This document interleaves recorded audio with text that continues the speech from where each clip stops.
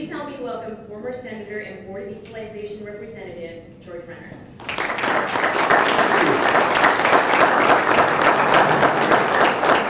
Thank you, and we must shorten that introduction.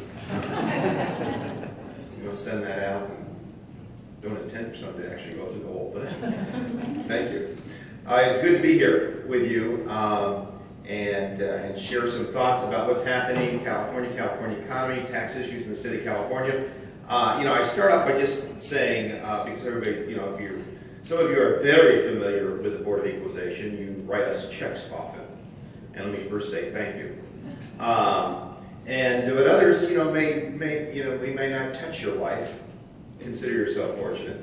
But let me just say that in terms of a brief introduction there, California is a very unique state in that it's the only state that has a directly elected tax board that actually deals with tax issues, tax policy, implementation of those tax issues by an elected board. And as a result of that, we have the privilege, I believe, in my view, what it is that we do, of truly being tax advocates, taxpayer advocates for Californians. And so as I took on this role about a year and a half ago, that's certainly the kind of the view and the lens that we look at through our role on that board. I'll talk a little bit about things in general in terms of what I see in the state, what's happening in terms of tax issues, tax policies, the challenges that we have in the state, and then more specifically about what it is that we can do and what we want to do in order to help business in the state of California. It's a challenging place to do business. It's a challenging time to be in business.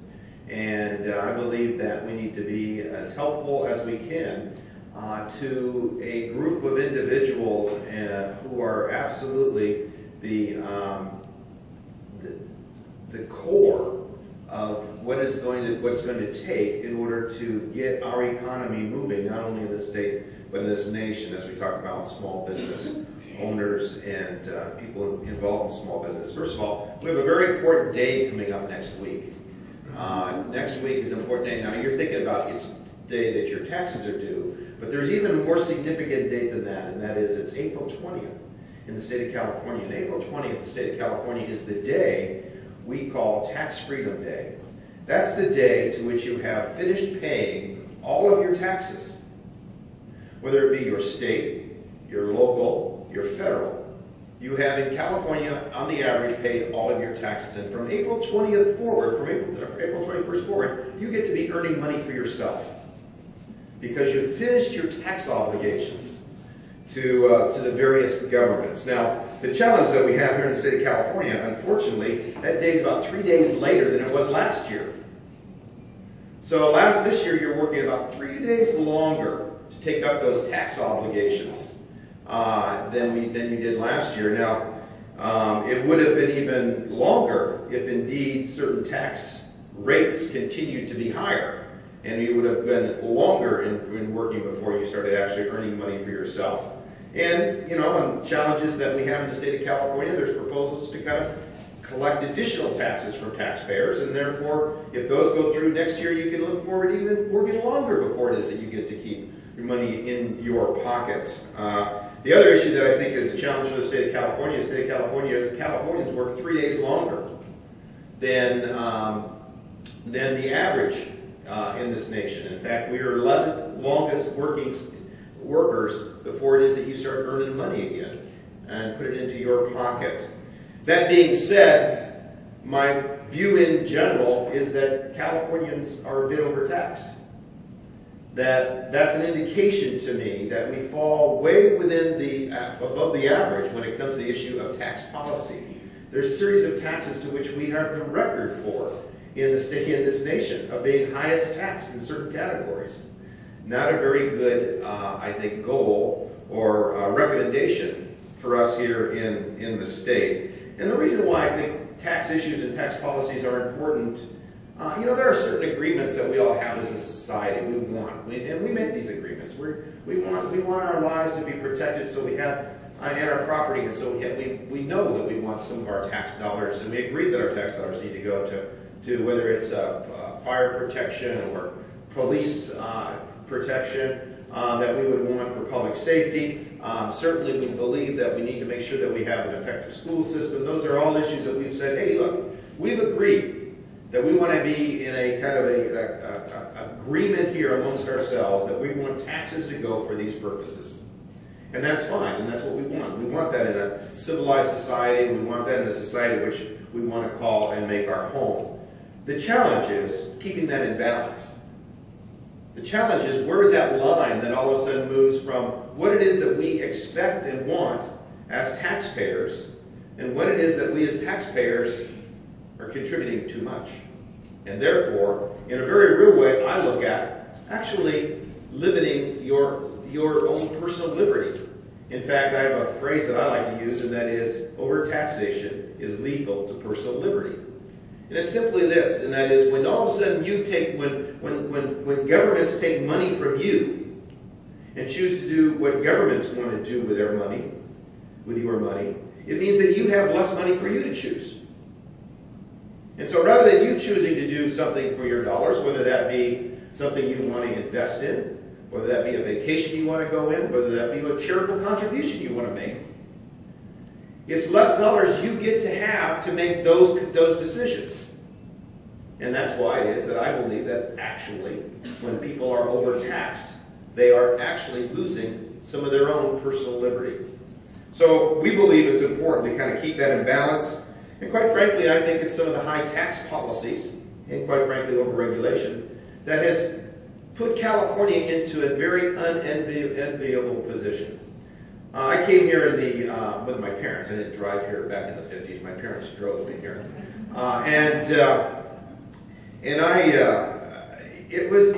When my parents came here, California was a wonderful place of opportunity.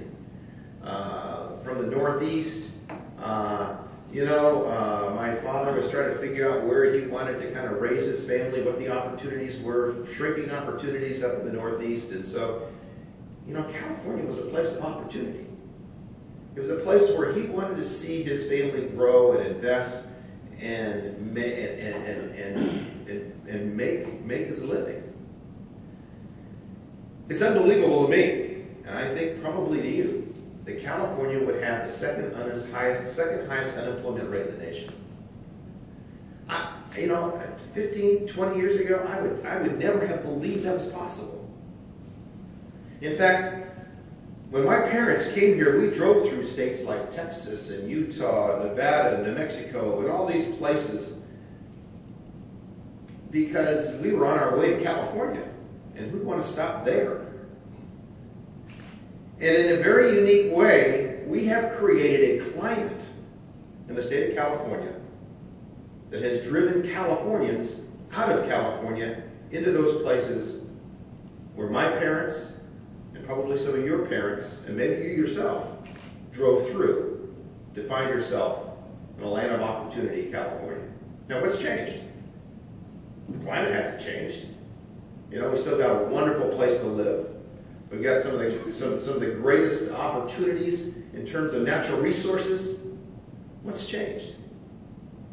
Well, unfortunately, public policy's changed. And again, through a regulatory environment, through tax, through I think a higher tax philosophy, we have now become a place to which we have the second highest unemployment rate in the nation. Nothing's changed except those public policies. See, the key for us to move out of the doldrums that we're here in the state of California is very simple, and that is we need jobs. I served as vice chair of budget for 4 years while I was in the Assembly. I did budget work while I was in the Senate. And I can tell you during those times, those were times when California had a very low unemployment rate. California had significant revenues coming in. We had revenues that we were spending like we shouldn't have been spending. We had revenues we should have been putting aside for harder times. We had revenues that we were coming in on a one-time basis that we were spending on expenses that were going to continue year after year. And as a result of that, we set up a budget crisis for the future because we didn't spend the money that we had correctly. We sought to do that. We sought to make some sense out of it. But it's very difficult when you have dollars coming in and lots of people saying, here's what we want. And that was the crisis, that was the process that we created the crisis that we're in right now. Now, I can tell you that when Californians are working, we have plenty of revenue. So the solutions that I see for us here in the state of California isn't how do we get more revenue out of the taxpayers that currently are working. The issue is how do we get Californians back to work? How do we drive that unemployment rate that we have in California to make it more look like Texas's unemployment rate or Louisiana's unemployment rate? Why does California deserve an unemployment rate that it has? And what can we do to exist and find policies to drive that unemployment rate down? Because when people are working, they're paying taxes. And when they're paying taxes, we can then provide the services that we believe Californians are looking for and that they deserve. The issue that we've got to figure out, how do we do that, and how do we drive those jobs back to California, not out of California? And it seems that a lot of times that becomes, to me, the issue of how we solve our budget issues and our budget solutions and our budget problems. We need to make California a place of desire for people to live. Now, I do another experiment when I go speak to people, and I just say, hey, now look, how many, and it kind of is an indication to me of the challenges we have here in the state. Any given room, you've got a number of people who are, contemplating retirement. I don't ask you to raise my hand so you can mentally think through this. And that is, I oftentimes ask the group, now, what are you going to do when you retire? Where are you going to go? And as I've been asking that question year after year, I find it changing.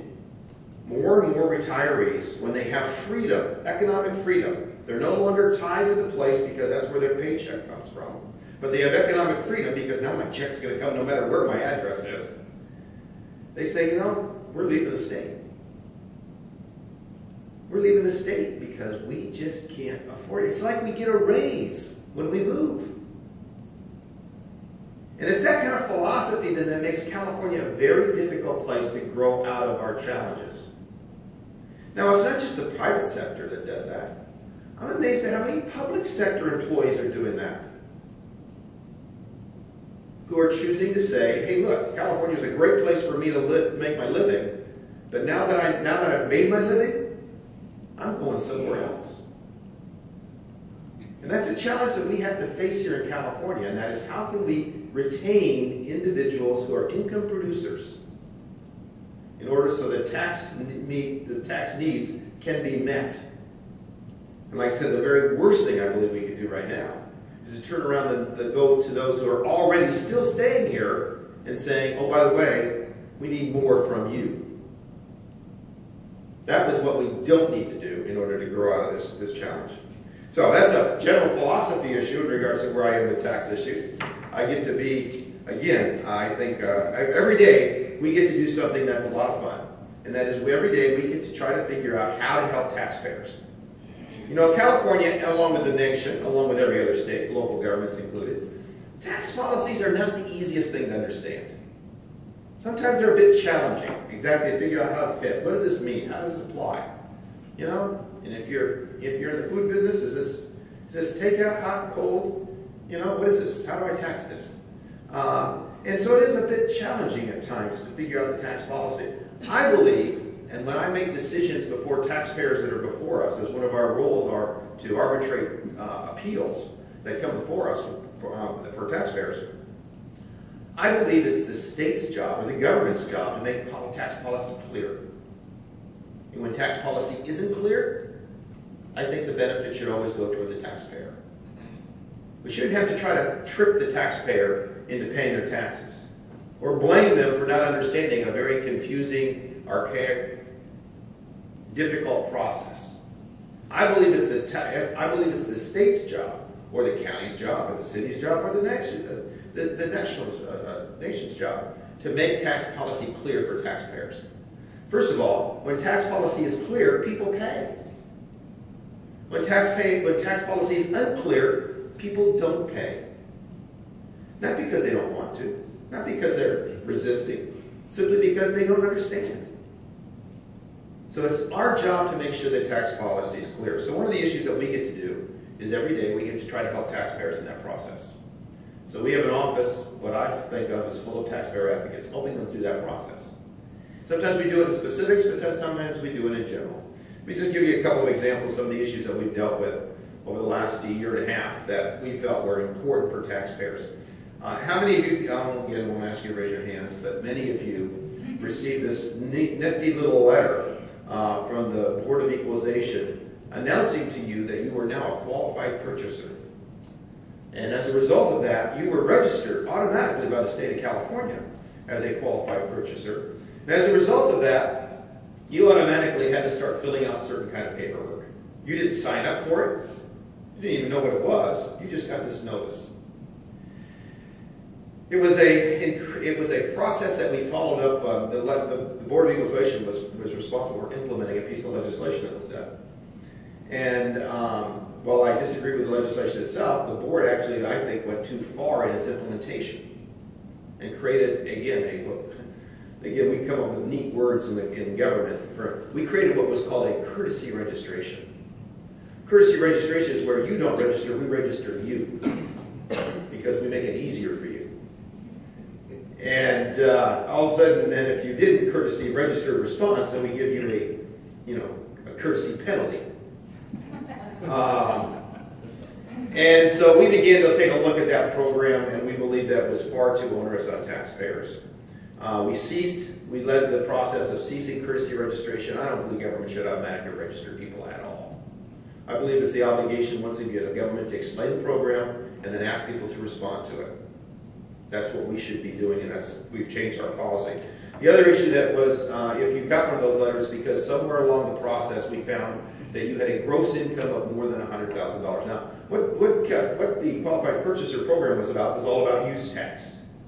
The tax that you pay when it is you buy something outside the state of California that you did not pay a sales tax on. And so the Qualified Purchaser Program was to capture that. Again, state law is very clear, sales tax is due, or by way of use tax. But this was an overzealous program.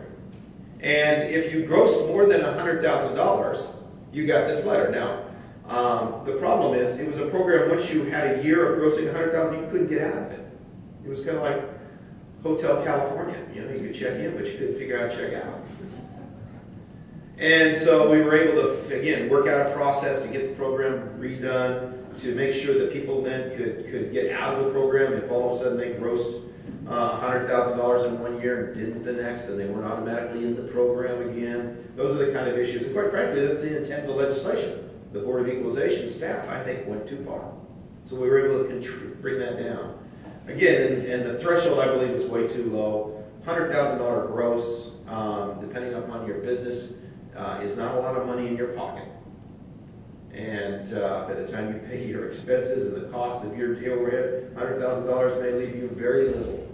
But yet now you have this new filing obligation. In fact, what we found in a very unique way is it was actually costing more for many people to actually do the paperwork than what the state was actually receiving.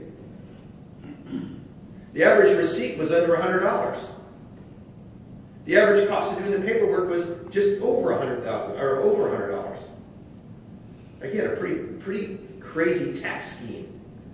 When all of a sudden you're not only charging, not only is the citizen out there having to figure out how to pay for this and if they actually owe it, but now in order to find that out, they're having to pay their accountant additional dollars in order to do the paperwork, more than what the state average or the average collects. We're in the midst of trying to, again, update that program a little bit. We'd like to go ahead and work that. We're sponsoring a piece of legislation that moves the threshold from $100,000 to $500,000. We think that makes a little more sense.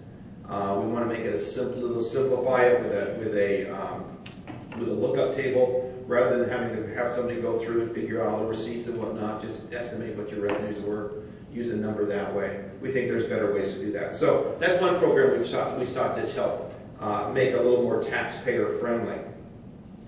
The other issue is we had a program that was put into place, again, a few years ago, collection cost recovery fee. Now, what that is if your taxes were due and they weren't paid, and now you've got penalties, What happens is there was another penalty thrown on top of it because it was the cost of collection. So now you got the penalty, you got interest, you got penalty, and now you have another fee called cost of collection fee put on top of that. The formula that was used for that, in order to figure that out, was based on the percentage of people who hadn't paid. So this year the formula ended up being a 20% increase on the cost of recovery penalty. Now, I always like to remind my fellow board members, our job is to collect taxes, not penalties and interest. We're better off when we collect the taxes when they're due, rather than trying to figure out how to hit people over the head later with penalties and fees and interest. Not only that, but I found that, in fact, I was out in the field with some of our folks that are actually in the collection business, and they were whining about this particular fee. They said, hey, look, these are people already struggling. We're already trying to negotiate what they can pay, and now they're hit with another fee on top of it. They can't pay it either. So what's that do? All it does is it drives up those accounts payable. So once again, all of a sudden people look and say, oh, look, California tax collector, or start collecting taxes, because look at the amounts the accounts receivable. It's because we keep adding penalties on top of it, rather than figuring out how to help people succeed by paying what they owe. So we were able to get that and take a new look at that and get that redone. We had a couple of other issues that came up that were brought to us. Sometimes people have a different view of how to tax something, and again, tax policies are a bit confusing in the state of California. Let me give an example. If you have farm equipment, it is taxed. It has a tax exemption on sales tax, and so then there's this issue of, well, what is farm equipment? Well, there's a new process that many farmers are using across the state, which again we by policy encourage them to do, and that is we want them to move from electric generators and even diesel generators in order to pull water and irrigate to solar. Well, the BOE was going around and saying, hey, look, we will go ahead and give you tax exemption on your diesel, on your motor, but we can't give you tax exempt on your solar. Now, so we had the ag community came to us and said, hey, we'd like you to figure out and look into this. Why is this? Again, it doesn't make any sense. I mean, public policy says we want to move people to solar. But tax policy says, you go to solar, we're going to tax you. Well, it turned out that their interpretation of some of the folks in the audit offices and the BOE said, well, the reason why it's taxable is because the solar panels are tied to the grid. And if they're tied to the grid, that means that this could be an entrepreneurial effort on the behalf of the farmer. Not just the idea of getting power for their machinery. And so it's very clear that the farmers that are coming to us were only doing this in a very small way in order to deal with their farm operation. So we were able to be successful in getting a policy change that allowed the idea if a farmer wanted to switch from a motor or a diesel to a solar panel, they get the same treatment. We don't tax them for going green. And so we were able to successfully move through that as a process to help people in their process. With a new program coming up in the BOE, we're updating all of our IT. How it is that we can get people and how our staff and also then how businesses interface with us. When I got there, it was very clear that this main emphasis of this whole program was how do we make this easier for the state employees? How do we make this easier for the BOE staff with this new IT program? And we began to process that, turn that around and say, no, here's what we should be doing. We should be saying, how do we make this easier for the taxpayer? How do we make this easier for the taxpayer? Because when we are able to interface with the taxpayer easier through them electronically, they're more likely to pay their tax, to pay it on time, and to understand it. And so we've gone through this last process about a year now, helping to kind of change the attitude that says, this isn't about making it easier for the employee, the state employee. This is about making it easier for the taxpayer, the customer. See, I believe eventually what we ought to have is a very clear taxpayer folder for any. If you're a business, you ought to be able to go to one place on the web and find all your tax obligations from the state of California. Whether it be your franchise tax board, whether it be EDD, whether it be the Board of Equalization, whether it be for your sales tax, your underground storage tank, all the kinds of things ought to be in one place. Now, that's the way it should be, and that's what we're driving for when we talk about upgrades in what our technology needs to be. It's the kind of technology that you expect from your bank. You expect it from your credit card. You ought to expect it from your government too.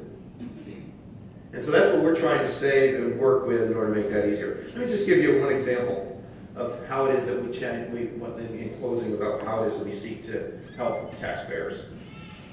We got a call from a taxpayer up in Northern California.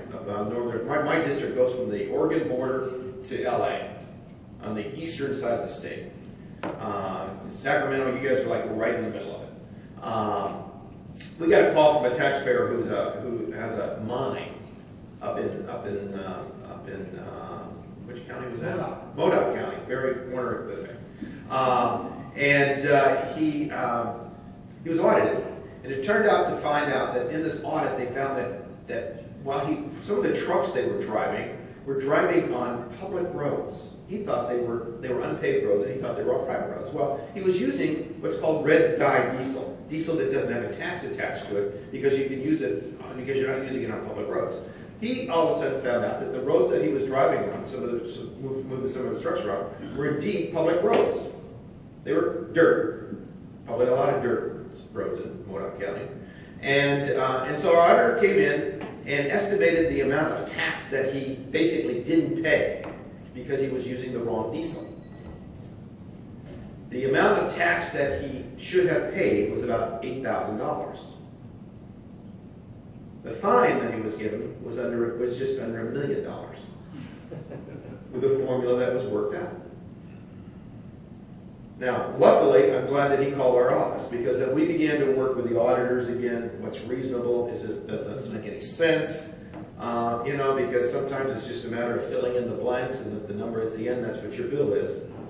We were able to do that. We were able to work with them, get through that successfully, and got the fine go from $1 million to $2,000, which we believe is a much more reasonable expectation on an $8,000 tax that is due. The other issue that we've been working with companies on and individuals on, and that is when you owe a tax to the state, sometimes the state can be brutal. On a couple of occasions, we've gotten calls from companies where the state felt that somebody owed them some money, either an individual, a small business, or a company. And all of a sudden, the BOE went in and emptied their checking account. We got a call from a company that makes shutters down in San Bernardino County, and they said, "Hey, BOE just came in and took, I think it was just under $100,000 out of our account." This company had just merged with another company, and as a result of that, the company that they merged with had a tax liability, and so the companies merged. All of a sudden, somebody in the BOE saw that there was money in the bank and took $100,000. They said, "Hey, look, we have payroll coming up this week. We're not going to make payroll if we don't get this worked out." And so there were, again, jobs. To me, this is all about jobs. How do we keep people in California? Keep people working, keep people getting paid. And so we worked it out with the BOE staff to say, this isn't reasonable. Let's work this out, let's negotiate. We were able to get that money put back in the account. Payroll was made, agreements were then done, and we're still working out exactly what the liabilities are. But we need to be sensitive to how people's businesses operate. Not only for what's owed to the state of California, but also then what it is that those businesses do for the economy, for the jobs that are out there. Those are things we can do. I had another example of again, it is so tough to start a small business. There's a young couple down in one of our communities that started a small business, a uniform business, and it just didn't go well. And so the business closed. The business closed. They had an obligation to the state of California for some sales tax. again, on a Friday night, they found out that the BOE stepped in and took all the money out of their personal account. So again, we've worked with them, we've worked with the BOE, we got a reasonable solution to how to treat people fairly in that process. So those are examples of why it is that I believe that we can talk about the role, our role, as even though the BOE is a tax collection agency in many ways, and a tax policy, we interpret a lot of tax policy. Our role in that process is as a taxpayer advocate, working for taxpayers to help them be successful in the state of California. So I think we've got some time for a few questions. I do have you've got a little goodie there that shows our phone number and information about us and how to get a hold of us. We're always working on issues for taxpayers. We're glad to help you whenever you are in need. And again, you may know people who actually owe the tax, and that's fine. People may owe a tax. We still need to be reasonable in how we're successful in collecting that tax with individuals. But there are oftentimes, many times when people don't owe the tax too. And we need to help them through that process with the state. So we want to be of service. We want to be helpful to you in doing that. So you've got our numbers. We're glad to work with you on that. And I'll just take a couple of moments for some questions, I think. And somebody will tell me when our time's up, right? Yeah.